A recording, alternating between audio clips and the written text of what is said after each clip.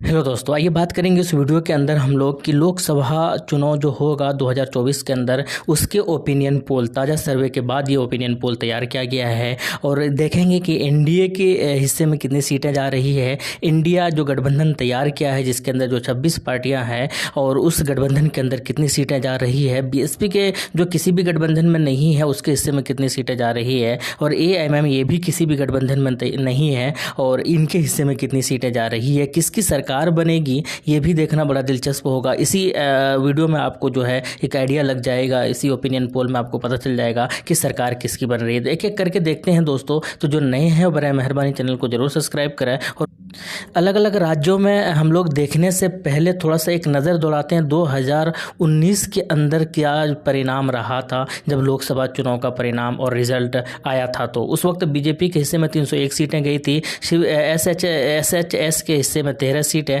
RLJP के हिस्से में 5 सीटें, एडीएस के हिस्से में 2 सीटें, एलजीपी के हिस्से में 1 सीटें, एनसीपी के हिस्से में 1, आरसू के हिस्से में 1, एमएनएफ के हिस्से में 1, एनडीपीपी के हिस्से में 1, एनपीएफ के हिस्से में 1, एनपीईएफ के हिस्से में 1, एसकेएम के हिस्से में 1। इसी तरीके से वाईएसआरसीपी के हिस्से में 22, बीजेडी के हिस्से में 22, बीएसपी के हिस्से में 9, बीआरएस के हिस्से में 9, टीडीपी के हिस्से में 3, एएमएम के हिस्से में 2, एसएडी के हिस्से में 2, जेडीएस पार्टी के पास 1 सीटें रही थी, आरएलपी के पास 1, एआईयूडीएफ के पास 1 और एसएडी के पास 1। कांग्रेस के पास जो है 50 सीटें, डीएमके के पास जो है वो 24 सीटें गई थी, टीएमसी के पास 23 सीटें, जेडीयू के पास 16, एसएसबी के पास 6, एनसीपी के पास 4, सीपीआईएम के पास 3, एसपी के पास 3, आईयूएमएल के पास जो है वो 3, जेकेएनसी के पास जो है वो 3, एससीपीआई के पास 2, आप यानी केजरीवाल पार्टी के पास 1, आरएसपी के पास 1, जेएमएम झारखंड मुक्ति मोर्चा के पास 1 एमपी इनके हिस्से में गया था, वीसी के हिस्से में 1 और केसीएम के हिस्से में 1। ये सारे जो है दोस्तों ये सारे 2019 के परिणाम हैं, लेकिन हम लोग जो देख रहे हैं वो 2024 के बारे में देख रहे हैं। 2024 के क्या ओपिनियन पोल है उसके बारे में हम देख रहे हैं। तेलंगाना से शुरू करते हैं दोस्तों। सारे राज्यों को तो कवर नहीं करेंगे लेकिन मेन राज्य जो है उन राज्यों को हम लोग कवर कर रहे हैं और देखेंगे उन राज्यों में किन के पास ज़्यादा एमपीज आ रहे हैं। तेलंगाना के अंदर टोटल एमपी की अगर बात की जाए तो 17 एमपी है दोस्तों और उन 17 लोकसभा सीट है दोस्तों तेलंगाना के अंदर और उन 17 में से बीजेपी के हिस्से में 6 सीटें जा रही है। बीआरएस जो कि जिनकी सरकार है वहाँ पर केसीआर की, उनके हिस्से में 8 से 9 सीटें जो है जाने की उम्मीद है, संभावना है। कांग्रेस जो है 1 से 2 सीट जो है इनके हिस्से में जाने की संभावना है और एएमएम हमेशा की तरह जो है 1 सीट इनके जीतने की पूरी संभावना है, ऐसा बिल्कुल बताया जा रहा है तेलंगाना के अंदर।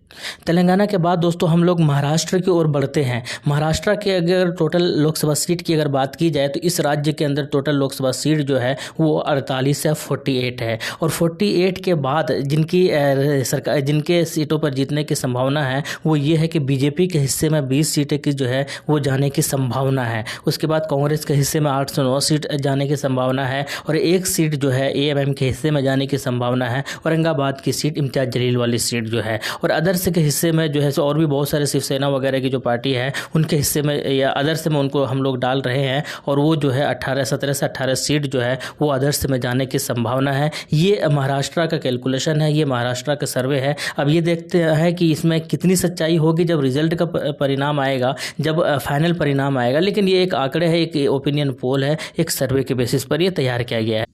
इसके बाद अगर हम लोग बिहार की ओर बढ़ते हैं दोस्तों तो बिहार के अंदर 2 बड़ी पार्टी मानी जाती है, एक आरजेडी है और एक जदयू है और इन दोनों की ही सरकार है अभी। हालांकि इसके अंदर जो है महागठबंधन नाम दिया गया, उसके अंदर जो है और भी कई सारी पार्टियां कांग्रेस वगैरह भी है, लेकिन फिलहाल जदयू की तरफ से मुख्यमंत्री है नीतीश कुमार और आरजेडी की तरफ से जो है उप मुख्यमंत्री है जिनको तेजस्वी यादव जो कि लालू यादव के बेटे हैं। लेकिन अगर टोटल सीट की लोकसभा सीट की अगर बात की जाए दोस्तों तो 40 है, लेकिन मजे की बात है 2019 के अंदर आरजेडी के पास एक भी लोकसभा सीट इनके हिस्से में नहीं गई थी, लेकिन 2024 की अगर बात की जाए तो एक माना जा रहा है क्योंकि एक गठबंधन तैयार किया गया है और वहां पर इनको एडवांटेज मिलेगा आरजेडी पार्टी की अगर बात की जाए तो। बिहार जो टोटल 40 लोकसभा सीट है वहां पर बीजेपी के हिस्से में 20 सीट जाने की संभावना है, आरजेडी के हिस्से जदयू के हिस्से में जो है 7 है और इतने ही जो है आरजेडी ये आसपास ही रहेंगे दोस्तों। और एएमएम की अगर बात की जाए तो 1 सीट जो है इनके हिस्से में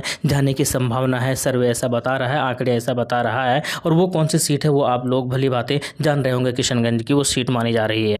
बिहार के बाद अगर हम लोग बढ़ते हैं असम की ओर, असम की अगर बात की जाए तो टोटल 14 जो है यानी 14 जो है लोकसभा सीट है असम राज्य के अंदर। और इन 14 में से अगर देखा जाए तो बीजेपी के हिस्से में ज़्यादा जाने की संभावना है, सरकार भी उन्हीं की है वहाँ पर बीजेपी की। और एक उम्मीद माना जा रहा है कि यहाँ से जो है बीजेपी 10 से 11 सीट जो है जीत सकती है असम के अंदर, इतना माना जा रहा है। कांग्रेस की अगर बात की जाए तो एक सीट है, AIUDF की अगर बात की जाए तो एक सीट इनके हिस्से में भी जाने की संभावना है, और अदर्स के पास जो है 1 से 2 सीट जाने की पूरी संभावना है। और ये देखना है कि फिर गठबंधन वगैरह का एक अलग इन्फ्लुएंस है, लेकिन फिलहाल जो है इन्हीं के बेसिस पर, सर्वे के बेसिस पर ये तैयार किया गया। वेस्ट बंगाल की तरफ बढ़ते हैं दोस्तों। वेस्ट बंगाल बहुत ज़्यादा इम्पोर्टेंट राज्य माना जाता है, क्योंकि यहाँ पर MP और लोकसभा सीट जो है वो ज़्यादा है बाकी राज्यों की कंपेयर में। हालांकि इससे बड़ी उत्तर प्रदेश वगैरह भी देखेंगे जहाँ पर बहुत ज़्यादा 80 लोकसभा सीट है, लेकिन बंगाल की अगर बात की जाए तो 42 लोकसभा सीट है। पिछली बार बीजेपी ने जिस तरीके से प्रदर्शन किया था, 18 सीटें जो है लोकसभा सीट जीत कर आए थे मैदान के अंदर, और पहली बार बंगाल के अंदर बीजेपी ने इतनी सारी सीटों पर जो है लोकसभा सीटों पर जो जीत हासिल किया था।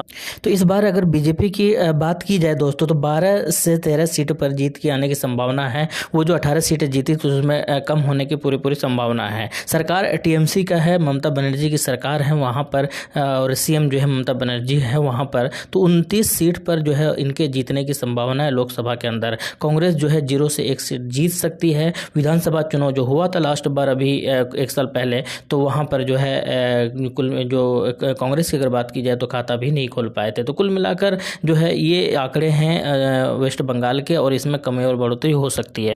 इसके बाद अगर हम बात करते हैं उत्तर प्रदेश की दोस्तों, तो उत्तर प्रदेश के अंदर सबसे ज़्यादा जो है लोकसभा सीट है उत्तर प्रदेश के अंदर, 80 लोकसभा सीट है उत्तर प्रदेश के अंदर। और इसीलिए उत्तर प्रदेश के अंदर सबकी निगाहें रहती है, क्योंकि जो भी उत्तर प्रदेश फतह कर लेता है तो माना जाता है कि आधा काम जो है यहाँ पर एक उनको कामयाबी मिल गई है। तो 80 लोकसभा सीट है टोटल यहाँ पर उत्तर प्रदेश के अंदर, और उस 80 में से जो है 70 बीजेपी के हिस्से में जाने की संभावना है। ये पिछले डाटा के आंकड़े के हिसाब से ये सर्वे तैयार किया गया है। पिछले बार भी बहुत अच्छा प्रदर्शन रहा था। योगी आदित्यनाथ ने जो है, जो बीजेपी को रिप्रेजेंट करते हैं उत्तर प्रदेश के अंदर, जो मुख्यमंत्री है यूपी का, वो जो है शानदार प्रदर्शन किया था उन्होंने लास्ट चुनाव के अंदर भी 2019 के अंदर जब लोकसभा चुनाव हुआ था। तो 70 लोकसभा सीट पर जो है इनके जीतने की संभावना है। समाजवादी पार्टी जो एक बड़ी पार्टी है उत्तर प्रदेश की, लेकिन जो है इनके पास 3 से 4 MP जाने की संभावना है। कांग्रेस की अगर बात की जाए तो इनके पास 2 सीट जाने की संभावना है,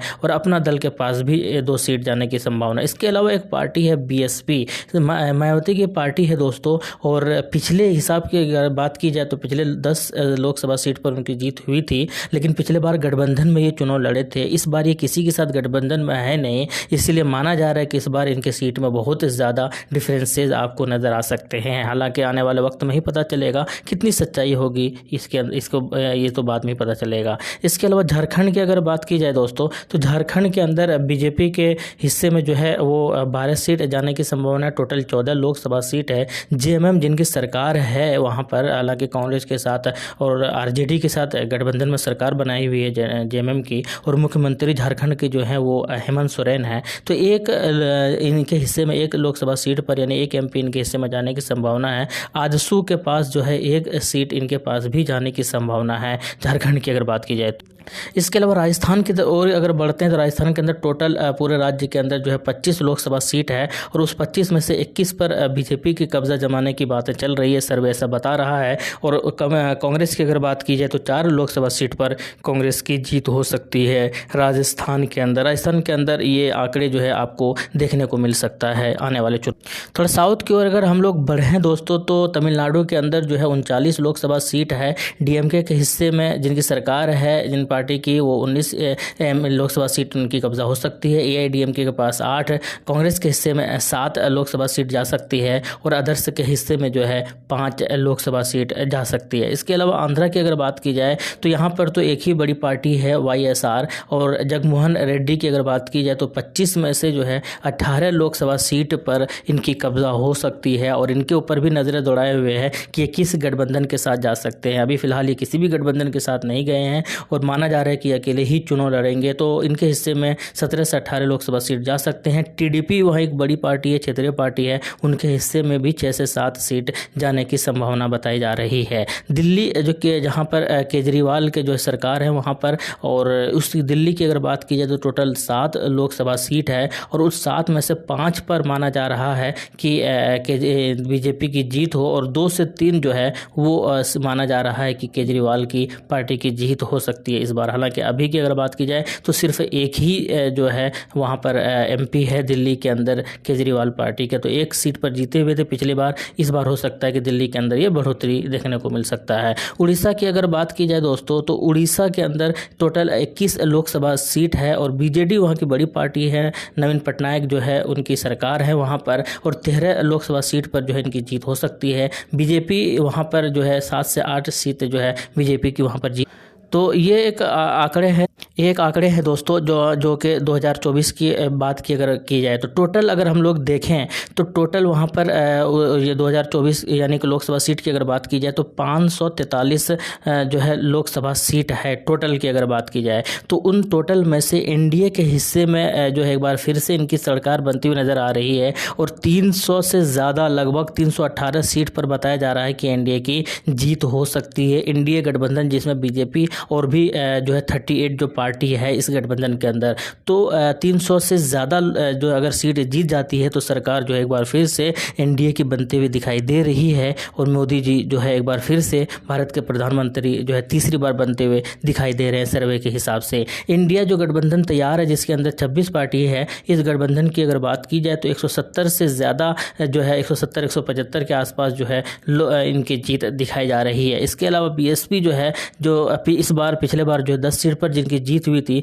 इस बार जो है माना जा रहा है कि शायद ये इतनी सीटें जो है इस बार जीत नहीं पाएंगे, क्योंकि पिछली बार गठबंधन के साथ चुनाव लड़ी थी। इस बार जो है ये किसी भी गठबंधन में है नहीं। अगर तीसरा मोर्चा बनाते हैं तब अलग बात है, लेकिन फिलहाल उस हिसाब से तो है इनके हिस्से में माना जा रहा है कि 2 से 3 सीटें भी अगर जीत जाती है तो बहुत बड़ी बात है। इसके अलावा एआईएमएम की अगर बात की जाए तो इनको उतना ज़्यादा फर्क पड़ेगा नहीं, क्योंकि इनके जहाँ पर जो जीत है वो होंगी, तो इनके हिसाब से इनके आंकड़े के हिसाब से एमआईएम की जो है 3 से 4 सीट जो है वो जीत सकते हैं। हालांकि ये भी देखना होगा कि ये कितने उम्मीदवार मैदान के अंदर उतारते हैं। पिछली बार तो सिर्फ 3 सीट पर चुनाव लड़े थे, जिसमें से 2 की जीत हुई थी, 2 पर, और इस बार जो है शायद ज़्यादा सीट पर चुनाव लड़ेंगे तो शायद ज़्यादा सीट पर जीतने की संभावना बन सकती है। तो ये आंकड़ा था दोस्तों, आपके हिसाब से किनकी सरकार बनेगी, ये एक ओपिनियन पोल है। इसके अंदर जो है ये हकीकी हो ऐसा बिल्कुल भी नहीं है, इसके अंदर चेंजिंग आपको देखने को मिल सकता है, लेकिन एक सर्वे की बुनियाद पर यह तैयार किया गया है। ये चीज़ें जैसे इस वक्त गुजरता जाएगा, जैसे जैसे मुद्दा चीज़ें नई चीज़ें आती रहेंगी,